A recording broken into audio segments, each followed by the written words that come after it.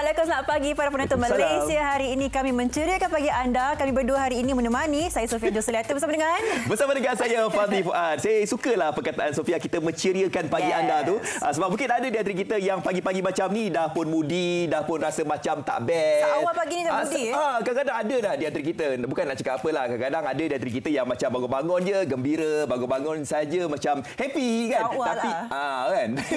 Tapi ada juga di antara kita yang mungkin nak memulakan pagi ni ada berlaku mungkin pergaduhan ke ataupun adalah perselisihan faham ke dan sebagainya. Tapi kita harapkan pagi ini semuanya baik-baik belaka.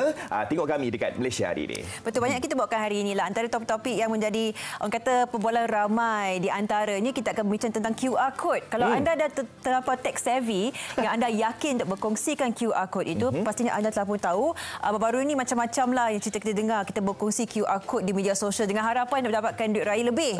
Tapi last-last kena scam, kena tipu dan sebagainya. Jadi ini antara yang kita nak ajarkan secara teknikalnya bagaimana antara scammer ini kita berubah-ubahkan modus operandinya semata-mata untuk melesapkan wang dalam bank akaun anda. Ya, kadang kita ni berasa sangat-sangat selesa dan sangat-sangat rasa macam senanglah. Ingatkan ialah kata orang macam nak mengejar teknologi kan. Dulunya mungkin ialah nak bagi duit raya apa semua kena letak dalam sampul duit, berjumpa secara fizikal barulah kita boleh dapat duit raya. Ataupun nak dapat duit raya kena salam dulu. Nak dapat duit raya kan.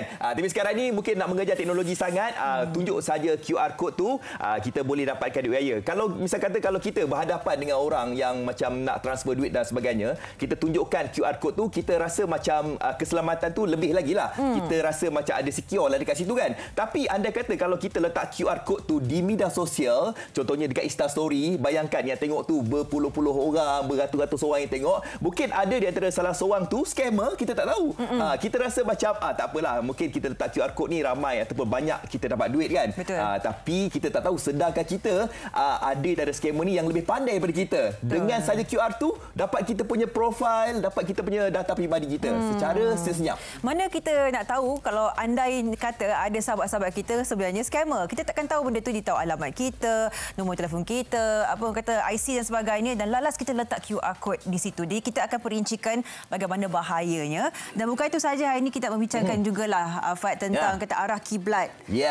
Khususnya di kawasan perumahan, dalam perumahan kita sendiri yang menjadi satu perbualan yang agak kencang sebab ramai yang mempersoalkan kesahihan arah kiblat itu. Ya, ianya merupakan salah satu daripada isu sensitif lah kan. Anda kata kalau kita ni tertukar kiblat dan sebagainya. Dan ada juga pandangan-pandangan daripada pakar-pakar ilmuwan agamawan yang mengatakan bahawa anda kata kalau kita ni tersalah arah kiblat, tersasar sikit tu tak ada masalah dan sebagainya. Tapi anda kata kalau kita ni rasa macam curiga, was-was, kita harus kata orang tu melakukan solat itu kembali. Dan kalau nak bercakap tentang arah kiblat ni, bukan saja kita nak menentukan arah kiblat tu kita nak menunaikan solat 5 waktu dan sebagainya, tapi untuk kita nak nak tanam orang, kalau nak ke bumi dan sebagainya. Dan macam-macam lagi sebenarnya yang kepentingannya kalau kita nak menentukan arah kiblat ni. Dan kita ada satu bingkisan ni Sofia, untuk kita nak menentukan arah kiblat ni, kita nak bersama dengan pakar lah kan. Untuk kita nak tentukan kesahihan penentuan arah kiblat ni. Demo memastikan arah kiblat, jom kita saksikan.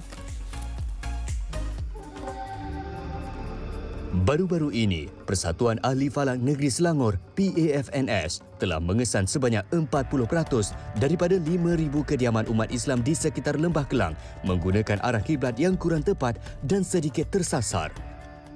Namun begitu, isu ini telah disalah tafsirkan oleh sesetengah pihak yang menganggap bahawa arah kiblat di masjid sekitar negeri ini turut mengalami masalah sehingga menimbulkan pelbagai spekulasi.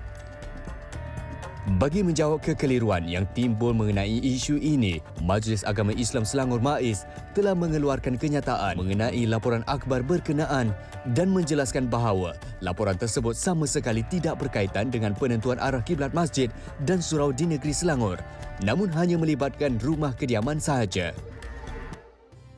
Jabatan Ukur dan Pemetaan Malaysia JUPEM telah menyediakan perkongsian mengenai langkah yang digunakan untuk menentukan arah kiblat di kawasan kediaman.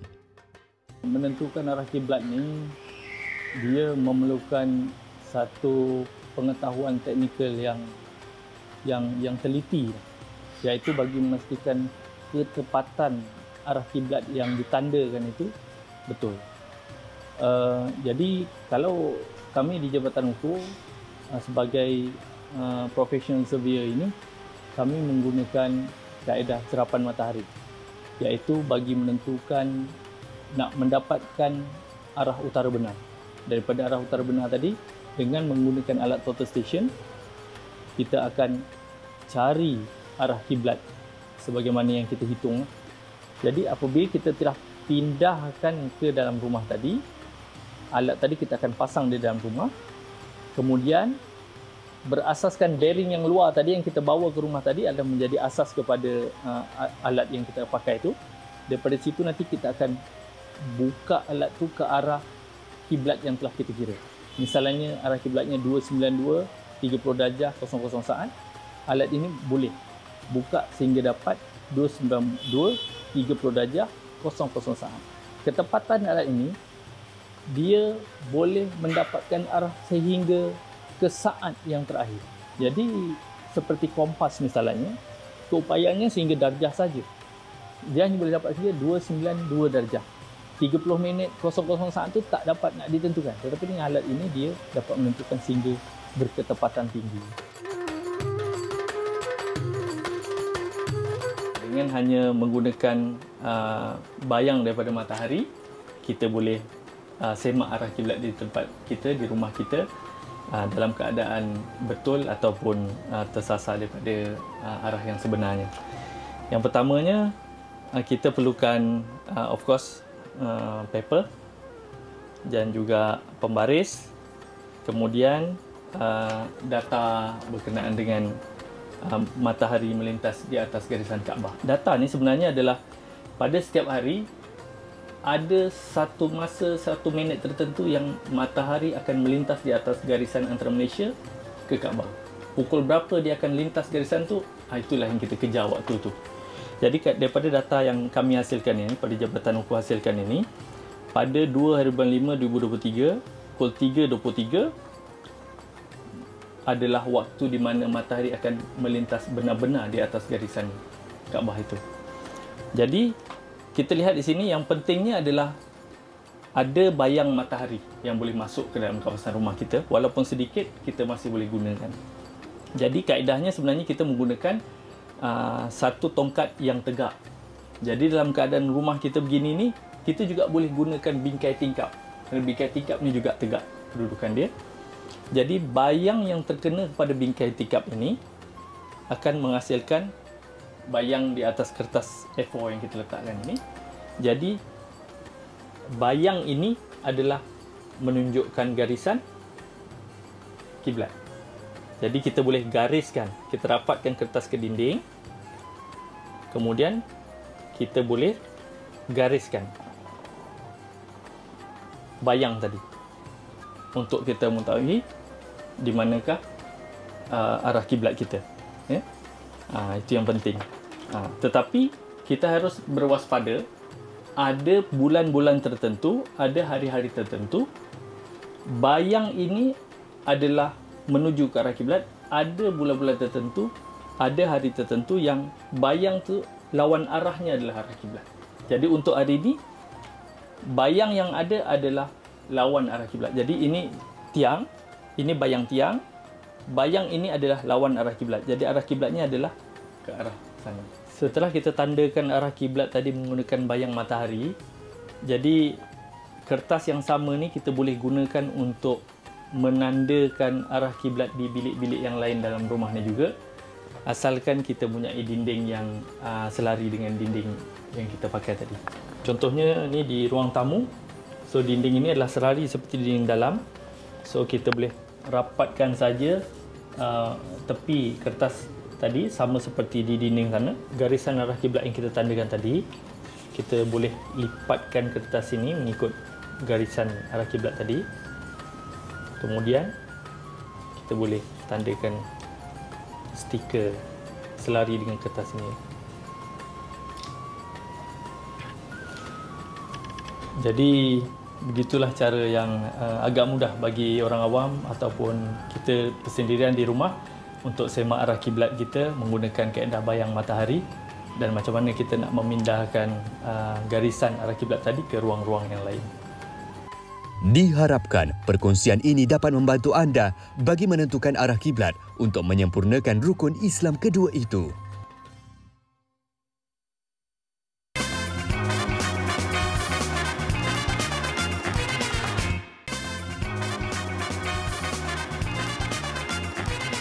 Yes, kembali lagi di Malaysia hari ini bersama dengan saya Fazli dan Sofia. Hari ini sedar tak sedar dah pun memasuki 12 Syawal. Ada tak di antara kita yang masih lagi tunjuk QR code dekat orang terdekat dengan kita nak minta duit raya? Tak serik lagi ke, dah macam-macam kes, ada yang tertipu, ada yang nak transfer ke sini ke sana tetapi akhirnya scammer yang dapat duit. Ini menjadi trend sekarang ni, anak-anak muda barangkali yang mungkin kita gairah dapat duit raya. Kita kongsikan di media sosial. Tapi tahukah anda berkongsikan QR code anda itu boleh menyebabkan kebocoran maklumat awak punya nama, info, IC, alamat rumah, segalanya boleh ada di hujung jari scammer sebelah sana. Ya, kadang-kadang ada di antara kita yang ingat, yang anggap bahawa alah Sofia dengan Fazli ni saja je cakap kan. Alah mungkin mereka ni saja je nak takut-takutkan kita kan. Kejap lagi kita akan tunjukkan bagaimanakah kebocoran maklumat peribadi kita ditunjukkan secara langsung untuk anda. Tak percaya? Tunggu kejap lagi. Jom kita terus saja bersama dengan Encik Muhammad Rizman Azhari, pakar IT kita. Inilah orang yang akan menunjukkan kepada kita kan dia punya buktinya lah. Ya, Encik Rizman tugas sangat penting hari ini. Mungkin kita mulakan dululah. Sekarang ni memang trend ramai anak-anak muda semua, bukan anak muda yang tak berapa muda macam mereka pun tak kisah berkongsikan QR code di media sosial. Nombor satu, apakah masalah di situ dan kenapa bahaya sebenarnya? Okey. Masalah yang paling besar bila bercakap pasal QR code ni adalah Facebook. Kita contohlah kita share dalam social media macam Facebook, Twitter ataupun sebagainya. Facebook, Fazli sendiri ada Facebook kan? Ada. Berapa ramai followers? 5,000 dah tak boleh nak add dah. Dah penuh. Yang kenal berapa ramai? Yang kenal? Oh, yang kenal tak habis 1,000 rasanya. Okay. Itu jadi masalah je. Sebab bila kita share QR code kita ke dalam Facebook, yang mana kawan kita kadang-kadang 100 orang je. Yang 900 lagi kita tak tahu. Kita tak tahu latar belakang dia adalah scammer ataupun orang-orang yang simply boleh buat macam-macam kepada kita. So, itu jadi masalah. Bila kita share saja, apa yang jadi, orang akan scan duit raya. Memanglah kita nak jadi pemurah. Tapi itu bukan caranya. Bila orang tu kita share, orang scan QR code kita, secara automatik orang akan tahu nama penuh kita. Betul. Nama penuh kita. Bagi scammer, kita boleh crawl di belakang daripada nama penuh, kita boleh dapatkan nombor telefon, kita boleh dapatkan IC, kita boleh dapatkan location, kita boleh dapatkan apa saja online transaction yang you dah buat, kita boleh dapatkan segala maklumat data. Sebab maklumat-maklumat ni dah dibocorkan di dalam black web ataupun dark web sendiri. Hanya disebabkan nama kita? Hanya disebabkan nama sahaja. Oh my God. Kalau Sofia punya nama lagi unik kan? So tak ramai orang dalam Malaysia yang pakai satu nama itu. Kadang-kadang macam nama saya akan ada 3-4 siap dengan IC nombor siap. Lengkap semua detail tu. Dan ada yang lebih teruk lagi, QR code tu, contoh katalah saya ada kawan saya pula share. Orang tu saya tak kenal, dia share QR code dia. Bila saya scan, apa yang boleh teruk jadi, dia akan pergi kepada link bank, minta masukkan username dan password, secara automatik orang yang share tadi tu, scammer tu akan dapat segala detail username dan password login terhadap bank, Gmail dan sebagainya. Okey. Jadi kalau kita lihat sekarang ni dalam macam-macam aplikasi yang ada dekat handphone kita ni, rata-ratanya memang mempunyai QR code tersendiri. Dan Encik Rizman menyentuh berkenaan QR code yang bergantung kepada bank sahaja ke ataupun aplikasi-aplikasi yang lain? Secara menyeluruh. Saya boleh katakan QR code ni adalah untuk bagi duit dekat orang. Tetapi sebenarnya QR code tu adalah untuk activate you punya kamera, untuk masuk menceroboh dalam telefon you untuk baca segala data maklumat you. You dapat duit. Betul. Bila I share scan, katalah I scammer, I share I punya QR code, you scan, betul, you dapat duit raya pada I. Dalam masa yang sama, I dapat baca sebagai scammer, I dapat baca segala detail dalam telefon you. Pun boleh up to that level. Ini kita panggil sebagai phishing method yang selalu kita dengar, phishing. Elakkan klik link, elakkan itu, ini apa semua. Dulu kita kata klik link, jangan klik link. Yang bukan-bukan. Betul. Sekarang ni dia buat dalam bentuk QR code. Sebab QR code di belakang tu masih link sebenarnya untuk link kepada satu-satu akses yang lain. Jadi pendek kata, dengan kewujudan QR code ni, kalau kita tak berjaga-jaga, kita terus masuk perangkap scammer lah ni. So kadang kita scan, kita tak tahu. Mungkin laman sesawang itu menunjukkan contohlah bank tu sebenarnya, tetapi kita tahu sebab rupa tu boleh dimanipulasi oleh scammer itu sendiri. Betul. Dan kalau sebab ramai orang cakap logik akal. Selalu orang cakap macam tu. Logiknya takkanlah kita tak tahu. Itu kita fikir logik dia. Habis yang scammer, yang duk scam orang selama ni, itu tak kira logik. Kadang-kadang dalam teknologi ni, kita tak boleh pakai logik akal. Kita kena belajar. Kita kena memahami QR code ni apa, link ni apa boleh jadi kalau salah dan sebagainya. Sebab, yalah, kita mungkin faham. Tapi ada orang lain yang dia belajar, oh, ini nak bagi duit raya. Kawan aku dapat, aku pun boleh scam benda yang sama, aku akan dapat duit raya. Tapi tak tahu impak di belakang tu boleh membawa kepada masalah yang lebih besar.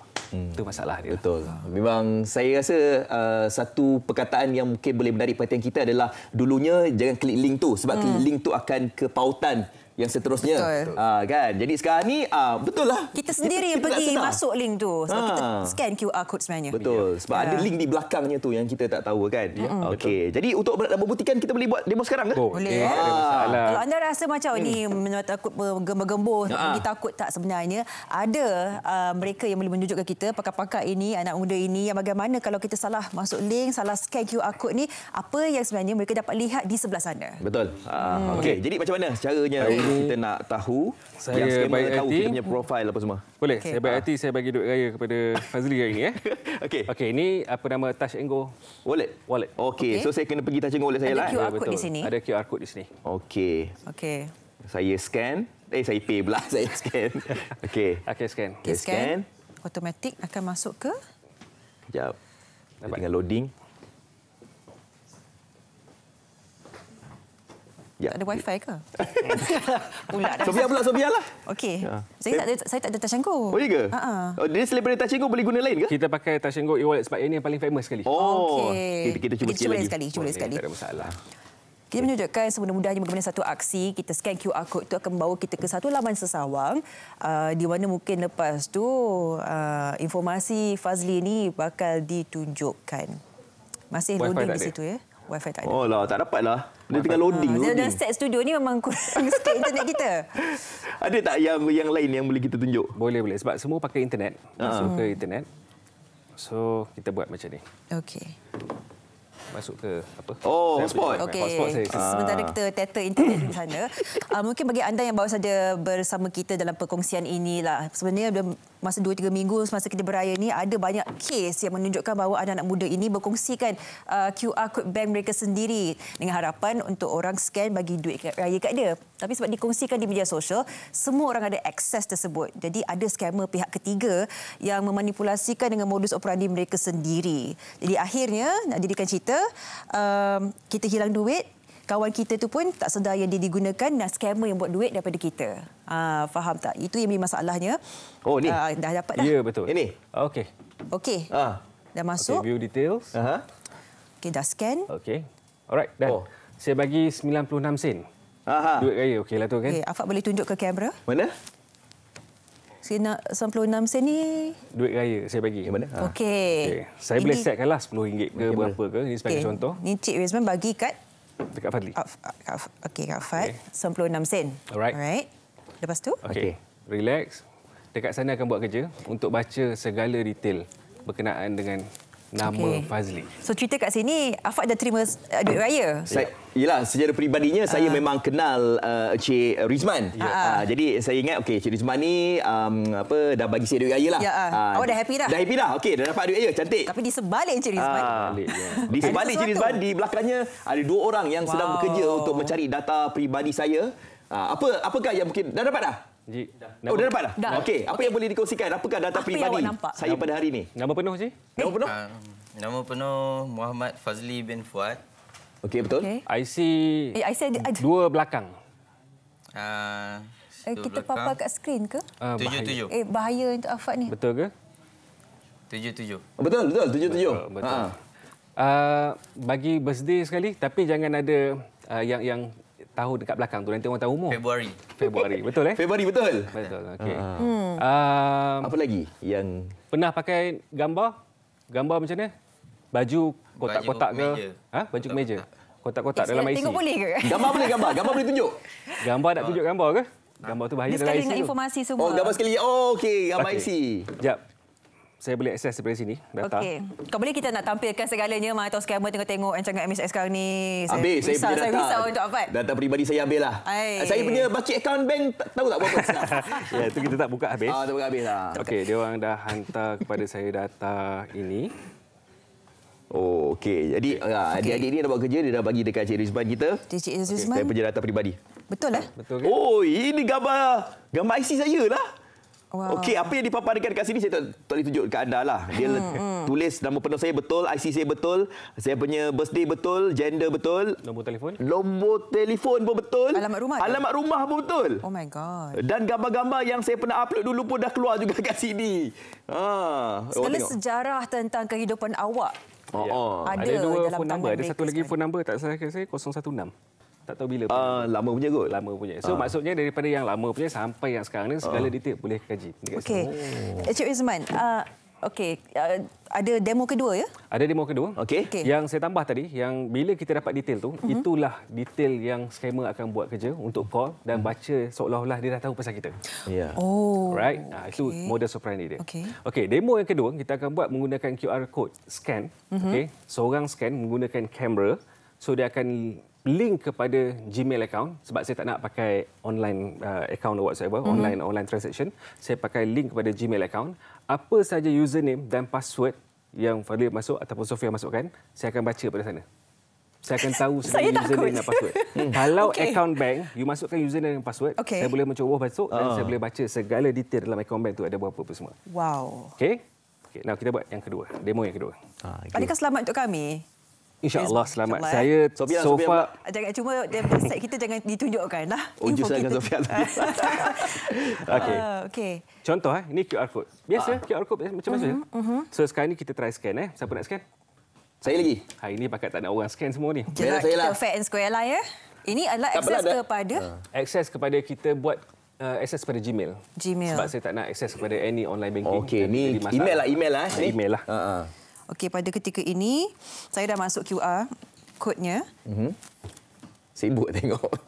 This QR code was created with a free account. Okay, sekarang sebab redirecting. Ini kita buat ni saja. Kita buat demo. Demo purposes. Oh, so ini bukan betul ya? So ini menunjukkan sign in, continue to Gmail. Yes. Kalau sama saya kan? masuk ni. Sama kan Gmail login? Sama. Okey, masukkan je. Nulis, alamak tak ingat password. Tak apa, masuk yang fake. Masuk yang fake. Jangan masuk yang betul. Takut. Masuk yang betul keluar. Ada yang fake ke? Masuk je apa-apa nama. Okey. Sofia. Kata testing at gmail.com ke apa-apa saja. Okey, kita perlu belajar ya dekat Malaysia hari ini. Pada hari ini, jangan sewenang-wenangnya, semudah-mudahnya kita nak mengejar teknologi, scan QR code nak dapat duit dan sebagainya. Tapi di belakangnya itu ada berlaku kecurian maklumat data kita.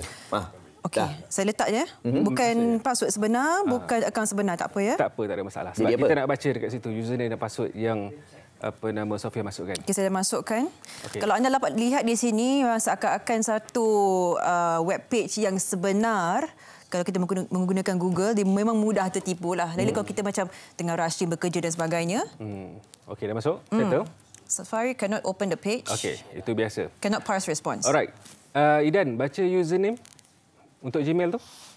Username sofiamhi@gmail.com. Okey, password? Hello space hello.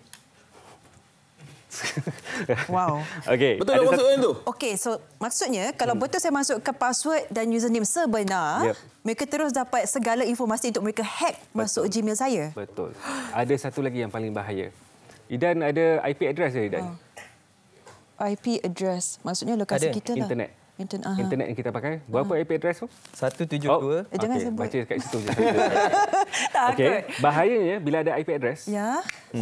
Kalau kita sebagai hacker, daripada IP address tu kita boleh membawa kepada untuk membaca segala bentuk data dalam telefon. WhatsApp, Telegram, gambar dan sebagainya. Dia ada a few method lagi lah. Kita bincang setakat yang mana perlu saja untuk orang Malaysia tahu. Tapi bahaya bila dapat IP address, kita boleh buat macam-macam benda dalam telefon tu. Seakan-akan dia dah mirror terus, seakan-akan macam terus akses ke dalam device kita. Ya. Tapi apabila Cik Rizman katakan sedemikian rupa, ianya membuatkan saya seperti takut pula lepas ni kan. Contohlah anda katakan kat televisyen kan kadang-kadang ada nak derma dan sebagainya. Betul. Kan memudahkan kerja kita, tak payah nak ingat nombor akaun, scan saja dekat TV, dah bolehlah kita masukkan kita punya amount dan sebagainya. Adakah selepas ini kita tidak boleh gunakan teknologi itu ataupun bagaimana? Ataupun ada tak cara untuk nak menapis segala benda-benda macam ni berlaku? Dia nak menapis ni sebenarnya nak kata ada satu kaedah yang tepat tak ada. Sebab kita kena memahami teknologi ni macam mana dia bergerak. Kalau kata yang bagi kepada akaun number kita tu dalam bentuk syarikat ataupun yayasan or whatsoever, tak ada masalah. Kita boleh scan dekat situ. Tapi bila kita scan, bila dia minta untuk kita masukkan any username dan password, jangan masukkan. Simple je. Sebab tak ada istilah bila kita scan kena masukkan username dan password. Betul. Sebab pihak ketiga kita tak tahu apa yang jadi. Sebagai orang Malaysia, orang biasa yang kita tak mempunyai teknologi ataupun pengetahuan teknologi, kita kena faham bahawa bila kita scan dia akan pergi kepada normal account bank terus deduct. Itu betul. Yes. Bukan bila scan masukkan username, masukkan password or whatsoever. Benda tu kita kena ada rasa curiga juga. Tolong ingat ya, itu sangat penting. Kalau kita scan masuk bank account tu dan minta kata password dan sebagainya, jangan masukkan sebab sepatutnya terus masuk akses ke akaun kita tanpa memerlukan password. Betul. Ingat itu sangat penting. Betul. Dan pastikan juga bila kita scan tu, kadang-kadang bila kita scan dia akan naik macam-macam pop-up. Suruh kita allow. Kita kan orang Malaysia yang prihatin. Kita main tekan je allow tu. Yes. Bila kita tekan allow, kita tak sedar kadang-kadang kamera kita boleh aktif ataupun gambar kita boleh ditransfer kepada pihak ketiga. Macam-macam. Itu ada pernah saya buat demo yang kita pernah aktifkan kamera orang dan kita boleh monitor pada jauh. Yang orang tu tak sedar kata kamera tengah aktif. Dia buat macam ni, kita nampak je lah daripada situ. Apa saja yang dia buat. Jadi apa saja macam di balik rumah apa semua, ianya kita boleh akses dengan melalui handphone saja. Malahan ianya dah pun dikeluarkan dalam, tak silap ada filem-filem dekat luar negara pun dah buat juga kan macam tu. Tapi kita sebagai orang Malaysia harus ingatlah tentang perkara ini, dan yang paling penting apa yang kita belajar pada hari ini, jangan sewenang-wenangnya kita berkongsi kita punya QR code ni, ataupun janganlah kita nak minta duit dan sebagainya menerusi QR code ni. Ya, jangan sewenang-wenangnya kita percaya pada manusia, apatah lagi pada teknologi tanpa mengetahui apakah asal-usulnya. Tolonglah beringat. Terima kasih kita ucapkan kepada Encik Rizman Azhari dan juga adik di sini Adik jangan bocorkan maklumat abang Muhammad Rashidan. Terima kasih. Mungkin kita macam terlampau light hearted lah, kita macam nak menderma dan sebagainya, tapi kita kena tahu juga apa risikonya. Betul. Yang paling penting macam Encik Rizman katakan tadi, jangan kita letakkan username password lah. Nak scan QR boleh, kita letakkan amount dah hantar terus. Macam tu. Terima kasih bagi pencerahan yang sangat-sangat penting hari ini. Okey, semoga itu memberikan sedikit sebanyak peringatan untuk anda semua. Fikir-fikirkanlah sebelum anda melakukan apa saja. Kita akan berehat seketika, Fad. Dan lepas ni kita nak kongsikan kepada anda semua berkaitan dengan ini pameran yang ditunggu-tunggu ramai ini. 5 kita nak kongsikan sebentar lagi pastinya di Malaysia hari ini.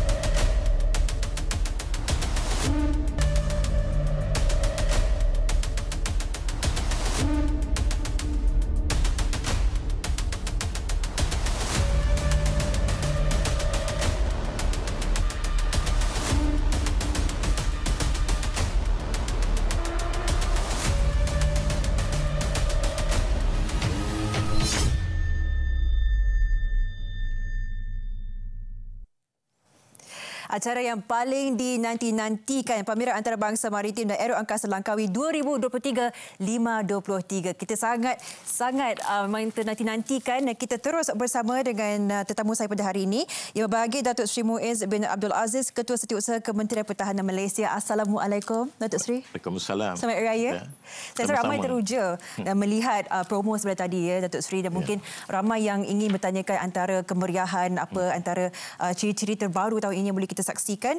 Dan sedikit sebanyak kita mulakan dengan latar belakang dan objektif bagi 5 tahun ini. Datuk Seri. Terima kasih. Assalamualaikum warahmatullahi wabarakatuh dan sejahtera. Terima kasih kepada pihak TV3 yang sudi menjemput saya pada pagi ini bagi dalam rancang program Malaysia hari ini untuk sikit maklumat berkaitan dengan penganjuran 5. InsyaAllah kita 5 akan diadakan pada 23 hingga 27 Mei pada bulan ini. Dan adalah merupakan edisi yang ke-16 pada tahun ini. Sepatutnya kita adakan 5 pada tahun 2021 yang lalu, tapi disebabkan oleh pandemik COVID-19 kita tak dapat adakan, dan insya-Allah pada tahun ini kita akan dapat memberikan satu exhibition atau persembahan yang amat ditunggu-tunggu oleh seluruh warga negara. Betul. Dan program ini adalah satu daripada kekuatan pada yang 5 ini bertujuan adalah untuk memberi ruang kepada pengamal, kepada industri player khususnya dalam bidang maritim dan juga aero angkasa untuk berkumpul di Langkawi kerana bagi mempamerkan teknologi produk yang terkini kepada negara, kepada rakyat negara kita. Dan 5 ini pastinya Datuk Seri satu acara yang dinantikan bukan sahaja oleh rakyat Malaysia tetapi bagi pengunjung luar negara untuk melihat kegarahan dan juga kegemilangan segala teknologi yang ada pada ketika ini. Datuk Seri, antara kelainan tahun ini yang boleh kita saksikan atau menantikan? Ya, seperti lazimnya 5 ini adalah pameran ada 2 komponen, 2 domain yang utama, iaitu dari segi aero angkasa dan juga maritim. Di mana alhamdulillah setakat ini kita juga akan kembangkan kepada space industry atau industri angkasa, di mana kita akan bekerjasama dengan pihak MOSTI bagi menganjurkan satu forum. Ada satu forum khusus yang kena buat pada 26-27 membicarakan berkaitan dengan industri space industry. Dan di samping itu juga di segi penyertaan pada tahun ini adalah amat besar. Kita jangka lebih kurang 600 pemamer akan turut serta dalam pameran yang besar ini, di mana melibatkan lebih kurang daripada 30 negara insya-Allah, dan juga melibatkan 20 pavilion antarabangsa daripada Amerika Syarikat, daripada Turki, daripada China, daripada pelbagai negara yang lain. Alhamdulillah sambutan daripada luar negara itu amat memberansangkan. Mereka tunggu-tunggu 5 ini kerana 5 ini adalah satu daripada pameran aerokasa maritim yang terbesar di dunia. InsyaAllah. Dan alhamdulillah kita juga telah menerima participation daripada 5 pasukan aerobatik. Di mana sebelum ini pada last 5 ada pada tahun 2019 tak ada daripada luar negara, tapi tahun ini insya-Allah kita akan dapat 5, iaitu daripada Rusia, daripada China, tim aerobatik China, daripada Indonesia, daripada UAE, daripada Korea dan sebagainya. Alhamdulillah. So itulah salah satu attraction dalam 5 ini, persembahan aerobatik daripada pasukan-pasukan daripada negara-negara yang saya maklumkan tadi. Saya yang berada di sebelah mendengar ni pun rasa cukup teruja. Boleh bayangkan sendiri bagaimana meriahnya dan juga orang kata inisiatif Datuk Seri dan pasukan untuk menyelaraskan pula, saya rasa memang top notch lah pada ketika ini. Dan mungkin antara pandangan Datuk Seri sendiri, 5-23 bakal memainkan peranan dalam menjalinkan hubungan diplomasi pertahanan serantau. Apakah yang boleh kita saksikan daripada hubungan ini? Saya juga nak maklumkan juga penganjuran 5 pada kali ini adalah kerjasama antara Kementerian Pertahanan dan juga bersama dengan Kementerian Pengangkutan. Di mana pada 16 Januari yang lepas kita dah buat soft launching bersama Yang Berhormat Menteri Pertahanan, Yang Berhormat Datuk Seri Haji Muhammad bin Haji Hassan dan juga Menteri Pengangkutan. Kita dah lancarkan supaya 5 ini adalah bersama, dan khususnya dari segi hubungan sudah pasti dalam 5 ini kita adalah satu boleh createkan diplomasi pertahanan antara negara-negara, khususnya di negara Asia, di negara ASEAN ini, di mana aset-aset pertahanan turut dipamerkan. Di sisi kapal, misalnya kata kita ada 41 kapal daripada 15 negara yang akan exhibit dan juga membuat persembahan, termasuk kapal selam sekali pada kali ini, di mana maknanya bila kita menganjurkan di penyertaan daripada luar negara, daripada antarabangsa, itu adalah amat hebat sekali. Jadi Malaysia ini akan dijadikan sebuah hub maritim dan aerokansa negara, dan juga kita akan dapat menjalinkan di mana pada permainan tersebut beberapa ketua negara, Menteri Pertahanan, Panglima Angkatan Tentera daripada luar negara akan turut bersama.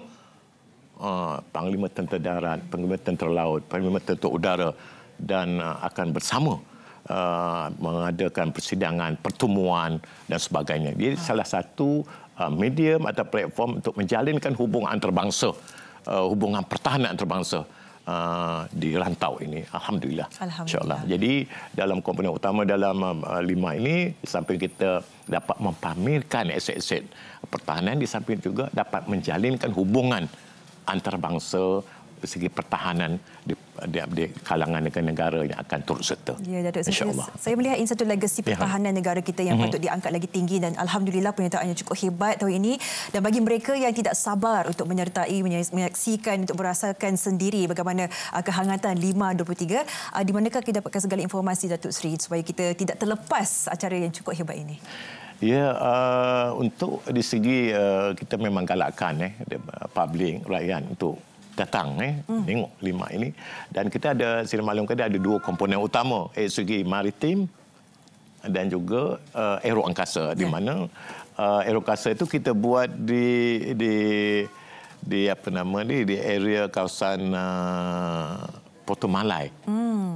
Kita tak jauh pada situ. Area maritim, dan manakala di komponen untuk aeroangkasa ini dia buat di pusat pameran di Masuri. Baik. Tak jauh pada kawasan yang lapangan terbang Langkawi. Jadi dan untuk komponen maritim tu kita akan buka 23 hingga 27 untuk orang publik untuk melihat dan sebagainya, di segi pameran, di segi persembahan dan sebagainya. Manakala untuk pameran aeroangkasa ini kita akan buka pada publik pada 26 hingga 27. Baik. 27.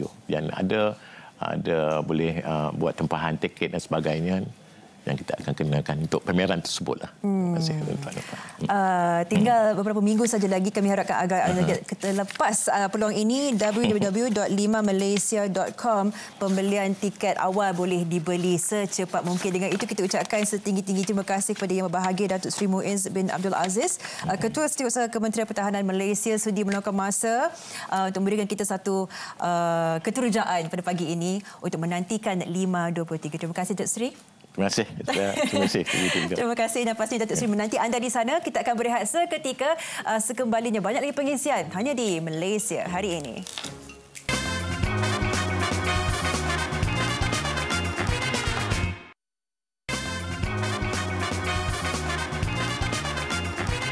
Miau, miau, miau, miau, miau. Miau, miau, miau. Itu bukan bunyi kucing sebenar. Selamat menonton Malaysia hari ini. Bahasa kucing. Sebab apa? Sebab dia dah beritahu dekat kawan-kawan dia, tengok Malaysia hari ini. Kawan kucing. Ini dia namanya. Tengok ni. Namanya Boboy. Boboy. Kenapa Sofia bawa kucing Boboy ke studio ni? Ada apa ni, Sofia? Sekali kita bawa haiwan. Sebab Cik cakap pasal manusia je. Haiwan pun boleh kena sakit, kena stroke haba tau. Sebab sekarang ni kan musim panas kan. Dan berlakunya stroke haba di kalangan manusia. Tapi sedarkah kita haiwan-haiwan contohnya macam kucing yang comel ni pun boleh terkena juga stroke haba. Sebab itulah kita bawakan Boboy dan juga pemiliknya ada dekat sebelah ni. Kita bersama dengan siapa, Sofia? Dr. Zulkifli Nizam, veterina dari Klinik Haiwan Taman Equine. Assalamualaikum, Doktor. Assalamualaikum warahmatullahi wabarakatuh. Selamat Raya. Selamat Raya. Hari Raya kita minta doktor bawa kucing pula ke studio kita kan. Boboy namanya. Boboy namanya. Besar. 7 kilo 7 kilo dan 9 tahun umur Boboy. Rasa macam bagusnya kucing ni diam je kan. Kan sebab apa? Kita dah bagi dia ubat sikitlah. Kita tenang. Dia bertenang. Tapi hari ini asalnya kita nak ceritalah doktor tentang stroke haba. Kita 2-3 hari ni fight kita cerita tentang manusia. Sesiapa saja yang boleh terkena dengan orang kata efek stroke haba, tapi haiwan juga.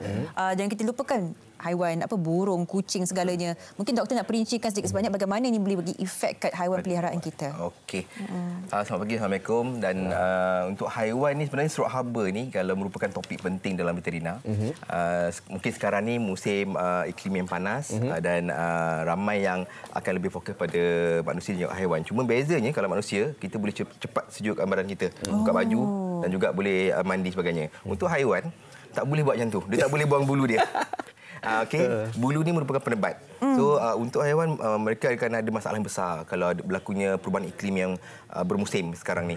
So untuk kita elakkan benda terjadi, kita kena buat beberapa langkah lah, seperti kurangkan aktiviti di luar, kurangkan bawa kucing ni keluar bermain ataupun anjing kurangkan bawa keluar untuk mengurangkan dia terdedah kepada environment di luar. Kadang-kadang bukannya kita yang bawa keluar, dia yang keluar sendiri. Dia pergi hulu kilir. Kadang-kadang malam baru nak balik. Tapi boy sekarang ni tak boleh tahu.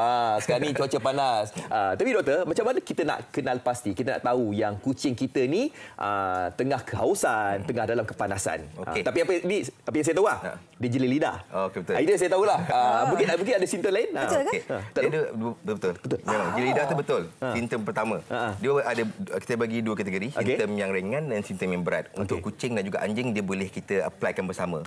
Untuk simptom yang ringan, selalunya dia akan keluarkan lidah dia dan dia kurang aktif dan selalunya dia akan nampak pernafasan dia lebih laju. Dan bila kita rasa badan dia, terutama belah kaki dia akan rasa lebih panas. Dan pergerakan dia lebih pasif lah, tidak begitu aktif. Itu peringkat awal. Tapi kalau dah sampai peringkat yang kedua yang agak teruk, yang kita kena buat tindakan nak bawa ke klinik, di mana dia start muntah, kerik-berit berdarah, itu benda yang serius. Dan paling teruk ialah kalau dia start sawan. Sawan yang secara tiba-tiba, dan itu satu petanda macam mana kucing sawan ni? Sawan dia kejang-kejang. Kejang? Kejang-kejang. Kesiannya. Itu dah serius dan kita kena bawa ke klinik veterina yang berdekatan. Tapi kalau peringkat yang time tu malam, mungkin kita tak boleh bawa ke klinik veterina dan kita nak apa yang kita boleh buat ke rumah, itu penting. Apa tindakan yang kita nak buat ke rumah tu ialah benda yang penting. Pertama, jangan sesekali mandi dengan ais, tak boleh. Kucing tak boleh mandi dengan ais. Sebab kita kena tahu kucing ni dia tidak ada banyak kelenjar peluh.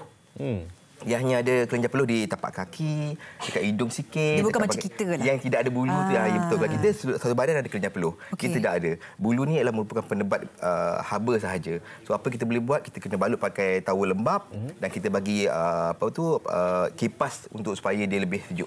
Kalau tak aircon, bawa aircon? Bawa aircon boleh juga. Boleh juga. Tapi pada masa sama kita masih lagi balutkan towel lembap setiap 5 minit, tukar. Dia macam berperingkat? Berperingkat-peringkat. Itu pun kalau boleh, carikan termometer biasa dan kita ambil termometer suhu dia.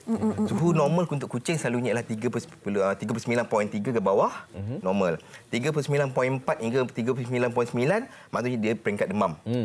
Kalau kita panggil heat stroke ataupun stroke haba ni 40 ke atas. 40 degree. Itu dah tinggi dan kita memang kena buat tindakan cepatlah sebelum dia akan merosakkan organ-organ penting dalam badan.